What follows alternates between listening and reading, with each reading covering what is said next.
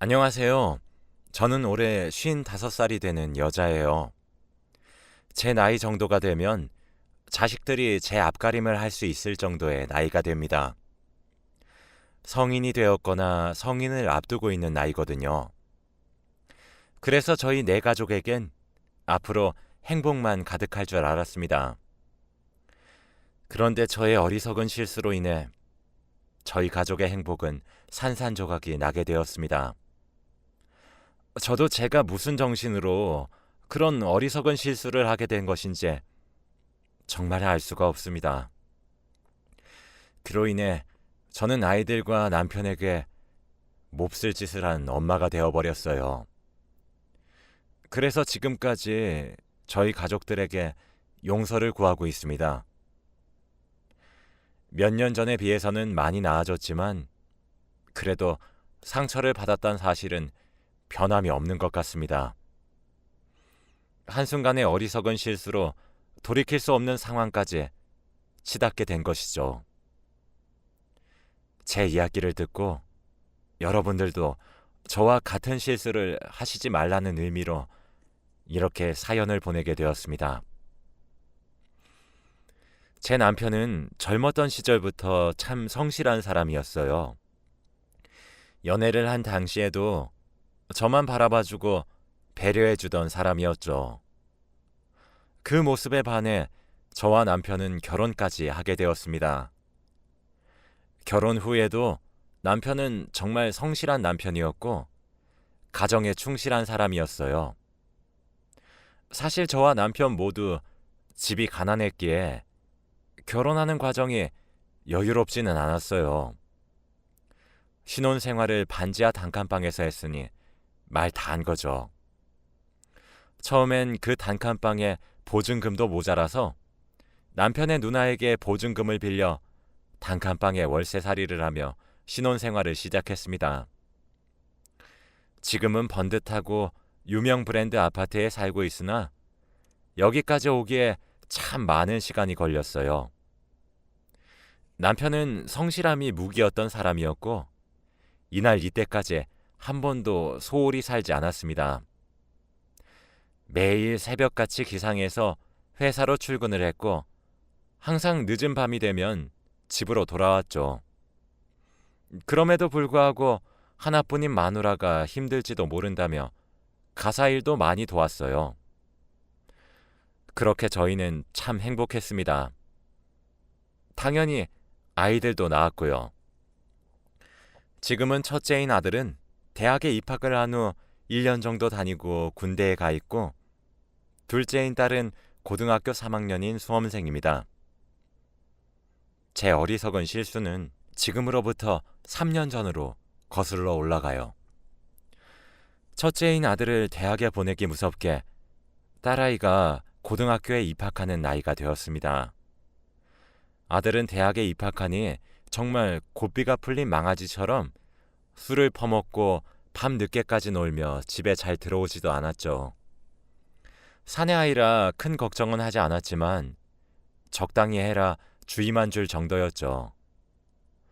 그쯤엔 딸아이도 고등학교에 입학을 하더니 독서실을 가겠다고 하더라고요. 학원에 독서실까지 가는 딸아이는 항상 밤 12시가 돼서야 집에 들어왔어요. 저는 전업주부여서 새벽같이 일어난 남편을 출근시키고 그 뒤에 딸아이를 등교시키고 나면 밤이 늦을 때까지 집에 혼자 있어야만 했습니다. 아들놈은 어디에 퍼질러져서 놀고 있는 건지 알 수도 없었죠. 간혹 아들이 집에 있다고 하더라도 오후 내내 침대에 누워 자기만 했기에 제가 혼자 있다는 사실은 다를 바가 없었습니다. 그렇게 쳇바퀴 같은 시간을 보내고 나니까 점점 사람이 우울해지더군요. 무엇을 해도 기운이 없고 집에 혼자만 있다는 생각을 지울 수 없을 때가 되었을 때쯤 저는 동호회에 가입을 했습니다. 적적함을 채우기 위해서 말이죠.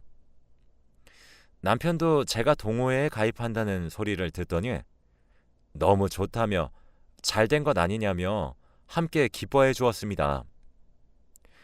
동호회에 가입을 하고 싶어도 제가 할 줄 아는 것이 아무것도 없더라고요. 이 나이가 되도록 집에서 살림만 하고 살았으니 뭐 할 줄 아는 것이 있어야죠. 제게 있는 것은 건강한 두 팔과 다리뿐인 것을요. 그래서 전 만만해 보이는 등산 동호회에 용기를 내어 가입을 하게 되었습니다. 막상 낯선 사람들이라고 생각을 했었을 땐 두려운 마음이 조금 있었는데 회식도 하고 얘기도 해보니 친구가 생긴 것만 같아 너무 재미있고 신이 나더라고요. 솔직히 먹고 사는 문제랑 애들 키우는 것에 바빠 이젠 주위에 남은 친구도 없었는데 너무 좋았습니다. 그렇게 저는 동호회에 점점 녹아들어갔어요. 그런데 등산을 막상 해보니까 등산 동호회를 제일 만만하게 생각을 했었는데 전혀 만만하지 않더라고요. 전 제가 건강한 신체를 가지고 있어서 괜찮을 것이라고 생각을 했는데 등산 과정 자체도 참 험난하더군요. 나이가 나이인지라 까딱 미끄러지면 큰일이 날 수도 있고 그러니 겁도 나고 그랬습니다. 무사히 등산을 완료해도 다음 날엔 끔찍한 근육통이 기다리고 있었죠. 그날도 그랬습니다. 여느 때와 다를 바 없이 동호회 사람들과 등산을 하게 되었는데 제가 젖어있는 나무 뿌리를 밟고 주르륵 미끄러진 적이 있어요. 엉덩방아를 찢고 말았죠. 그런데 일어나려는 과정 도중 발목이 찌릿하더니 삔 것 같더라고요. 그때 저희 동호회 회장님께서 제게 다가왔습니다. 괜찮냐 물으시곤 가방에서 압박붕대를 꺼내 제 발에 돌돌 감아주시고는 저와 함께 하산을 하셨죠. 동호회 부회장님께 다른 회원들을 맡기고 난 뒤 말이에요. 저는 회장님의 부축을 받으며 안전하게 산을 내려올 수 있게 되었고 그 뒤 바로 병원으로 향했습니다. 병원에서는 인대가 늘어났다고 조심하셔야 한다 하시며 응급처치를 참 잘했다 하시더라고요. 진료가 끝나고 난 뒤 저는 회장님께 감사하다며 인사를 드렸고 식사 대접을 하겠다고 했어요. 그때부터였습니다. 회장님과 저는 점점 사이가 가까워졌어요. 동호회 사람들을 통솔하고 이끄는 리더십이 있는 모습도 너무 멋있게 느껴졌거든요. 제가 한번 크게 다칠 뻔했기 때문인지 그날 이후 참석하는 등산에는 저를 항상 살펴봐주는 섬세함에 크게 감동했어요. 동호회에 참석하겠다는 말뿐이었던 저와 회장님의 대화는 점점 사적인 이야기까지 하는 사이로 발전하게 되었고 감사해서 대접한다는 핑계로 저는 회장님께 밥을 대접했는데 회장님은 받아먹기만 미안하다는 핑계로 저와 영화를 보거나 차를 한 잔 마시기도 했습니다. 그렇게 단 둘이서 시간을 보내면 보낼수록 저는 회장님과 제가 참 잘 맞는 사이란 생각밖에 들지 않았어요. 그렇게 저는 넘지 말아야 할 선까지 넘고 말았습니다. 저는 회장님과 시간을 보내고 집으로 돌아오면 어느 순간부터 남편의 성실하고 저만 바라봐주는 행동들이 점점 숨이 막힐 것처럼 다가오더라고요. 남편은 나이가 들었어도 제게 스킨십을 자주 했습니다. 가벼운 포옹이나 뽀뽀 이런 것들 말이에요. 그런데 점점 하기 싫어졌어요. 남편은 갑자기 변한 제 태도에 상처를 받았는지 왜 그러냐 몇 번 넌지시 물어왔지만 대답조차 하기 싫었고 그런 남편의 모습이 참 질렸고 귀찮았으며 지긋지긋하다는 생각까지 들었어요. 2주에 한 번씩 만나던 회장님과의 만남은 점차 그 만남의 횟수가 늘어났고 어느샌가 이틀에 한 번꼴로 만나게 되었어요. 회장님은 참 매력적인 사람이었습니다. 저는 그런 회장님께 점점 빠져들게 되었고 금지된 사랑이 주는 짜릿함과 스릴감에 점점 중독되어 가고 있었죠. 그때는 제 스스로 멈춰지지도 제어도 되지 않았던 것 같아요. 그래서였을까요? 제 심경의 변화를 가장 빨리 눈치를 챈 사람은 다름 아닌 제 남편이었나 봅니다. 남편은 어느 순간부터 제게 동호회를 그만둬 달라는 말을 종종 하곤 했어요. 금술이 좋아 싸워보지도 않은 남편과 싸움을 하기 시작했죠. 남편은 제게 언성을 높이지도 않았지만 저 혼자 화를 내고 소리를 버럭버럭 지르곤 했습니다.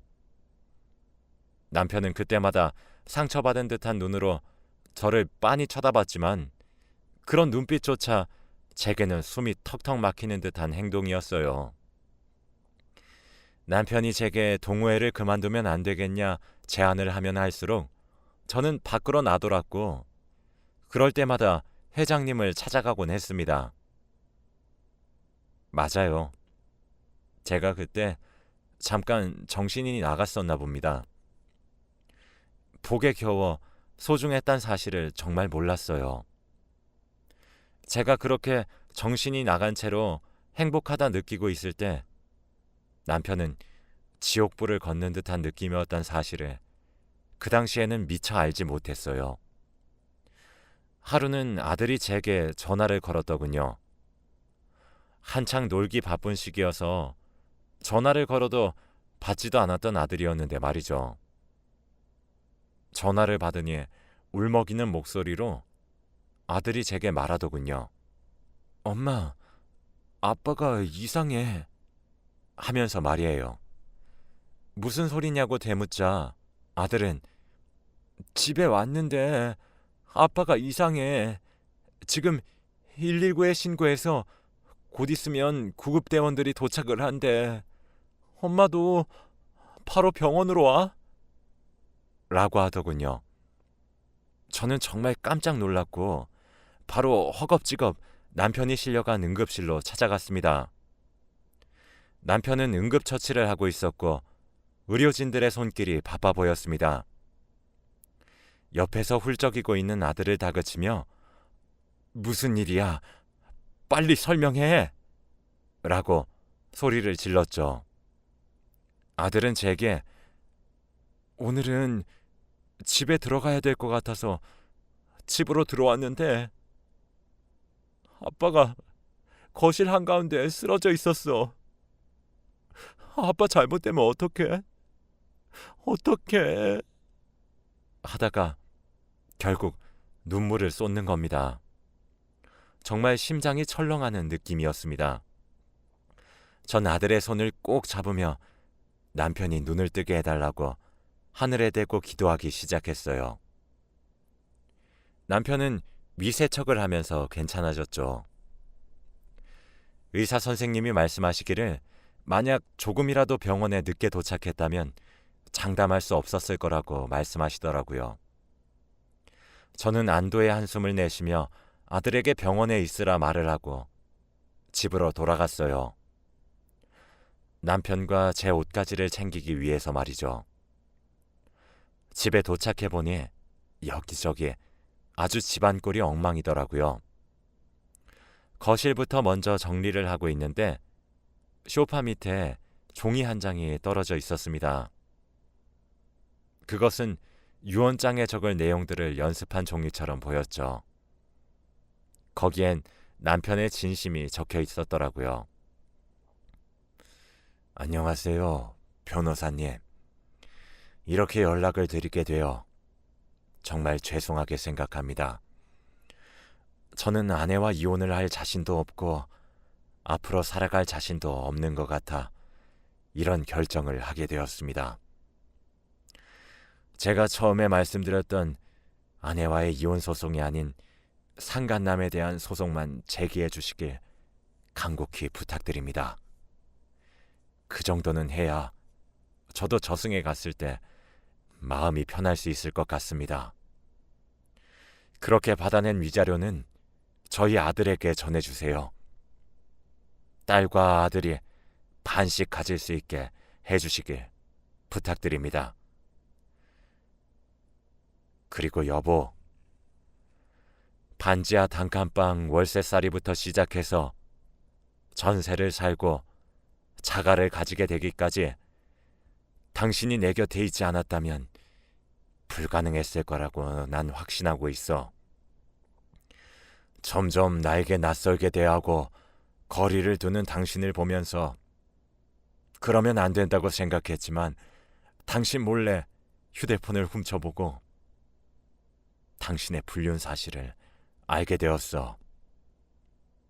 그 사실을 알게 되자마자 나를 위해, 우리 아이들을 위해 이혼을 해야겠다고 결심했지. 그렇게 변호사님을 찾아가게 된 거야. 그런데 변호사님이 내게 처음 해보라고 하신 일이 그간에 있었던 결혼 생활을 요약해서 적으란 일이셨어. 그동안 결혼 생활을 하면서 나는 당신과 행복했고 아름다운 추억들밖에 적을 수 없었지. 그랬던 당신과 도무지 이혼을 할 수가 없었어. 그러니 내 선택 이해해줘. 우리 딸과 아들아, 너희 엄마를 너무 원망하지 말았으면 좋겠다. 내가 조금 더 가정에 충실하게 살았거나 너희 엄마와 조금 더 많은 시간을 보냈으면 좋았을 텐데, 한 집안의 가장으로서, 너희들의 아빠로서 이런 어리석은 선택을 하게 된 것을 이해해 주길 바라고, 너무 원망하지 말아주길 바란다. 모든 것이 부족한 아빠 탓이야. 너희들과 엄마를 외롭게 만든 내 탓이니 너희 엄마를 원망하지 말거라. 아빠가 많이 사랑한다. 라고 말이에요. 그 편지를 읽어보니 남편은 이미 제 불륜 사실을 알게 된 지 한참 지난 것처럼 보였고, 이혼 소송을 결심했으나 저를 너무 사랑해서 차마 그럴 수 없었기에 스스로 목숨을 끊으려고 했었던 것 같아요. 그래서 변호사님께 보내야 되는 유언장을 따로 연습한 것 같았습니다. 그 종이에 적혀진 짧다면 짧고 길다면 긴 편지를 읽으니 그제서야 제 머리를 누군가 커다란 망치로 내려 찍는 듯한 느낌을 받았어요. 내가 미쳤구나. 내가 정신이 나갔었구나. 그제서야 미친 듯이 후회가 밀려왔습니다. 내가 정말 무슨 짓을 한 것인지 실감이 절로 나기 시작했죠. 집을 치우다 말고 저는 그 종이만 주워들고 다시 남편이 누워있을 병원으로 뛰어갔어요. 남편은 그 사이 정신을 차린 모양인지 일어나 있더군요. 항상 총기가 가득하고 선명하며 반짝반짝 빛이 나던 남편의 두 눈은 생기를 잃은 채 죽은 생선 같은 눈이었습니다. 아들은 어디로 간 것인지 보이지가 않더군요. 저는 남편에게 천천히 다가갔어요. 남편은 제 인기척을 느끼곤 저를 쳐다봤죠. 하지만 두 눈이 잠시 커졌을 뿐 이내 고개를 돌리더군요. 왜 그랬어? 라고 묻는 제 말에 남편은 여전히 묵묵부답이었습니다. 남편은 고개를 돌린 채로 절 외면하고 있었어요. 저는 남편에게 천천히 다가갔고 남편의 손을 잡은 채로 말했어요. 여보, 내가 미안해. 내가 다 잘못했어. 라고 말이에요. 그제서야 저를 돌아봐준 남편의 눈은 눈물이 가득했습니다. 일그러진 표정을 한 남편의 얼굴을 보니 점차 실감이 나더군요. 제가 몹쓸 짓을 했다는 사실에 말이에요. 남편에게 저는 잘못을 사과하고 미안하다며 빌었습니다. 여보, 미안해. 내가 너무 미안해. 내가 미쳤었나 봐. 내가 정말 미안해. 그러니까 두 번 다시 이런 선택하지 마. 제발 부탁이야. 이런 말이 얼마나 염치 없이 들릴 줄은 알고 뻔뻔한지 알고 있지만 나에게 한 번만 더 기회를 줘. 나 당신이 유언장 작성을 연습한 종이 봤어. 나 빨리 가정으로 돌아올게. 아니, 이미 돌아왔어. 그러니까 제발 이런 선택을 하지 마. 라고 말이에요. 그렇게 남편을 부둥켜 안고 얼마나 울었는지 모르겠습니다. 남편도 저를 마주 안아주더군요. 사실 남편은 그동안 제 불륜 사실을 알고 난 뒤에 우울증과 함께 불면증이 심하게 찾아와 정신과를 다니고 있었다고 하더라고요. 남편이 이혼 소송을 의뢰했던 변호사는 제 예상대로 남편의 유언장을 받았더라고요. 남편은 제게 기회를 주겠다고 하며 저를 용서했고 그대로 변호사님께 회장님에 대한 상간남 소송만 부탁드리더라고요. 변호사님은 지금이라도 가정에 돌아오셔서 다행이란 말과 함께 남편에게 두 번 다시 그런 어리석은 짓을 하지 마시라고 누누이 당부하시더군요. 저는 자진해서 제 휴대폰을 드렸고 상간남 소송은 수월하게 진행이 되었습니다.